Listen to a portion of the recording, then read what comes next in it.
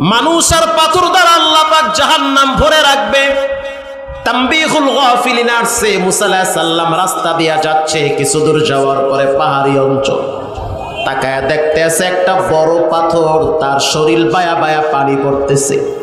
পাথর আল্লাহর ভয় কাঁপে। আমি তো চোখ দিয়া দেখছি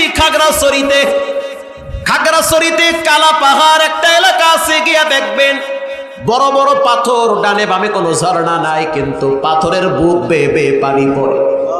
স্থানীয় ওলামায়ে কেরাম বলে এটা মানুষের কোনো বানানো কথা নয়। আল্লাহ পাক কোরআনে বলেছেন পাথর একজনের ভয় কাঁদে, তিনি হলেন কে? আল্লাহর ভয় কাঁদে পাথর। মুসা আলাইহিস সালাম যখন দেখলেন পাথর কাঁদে, প্রশ্ন করলেন, পাথর তুমি কেন কাঁদো? পাথর জবাব দেয়, আল্লাহ তাআলা মানুষ আর পাথর দ্বারা জাহান্নাম ভরে রাখবে।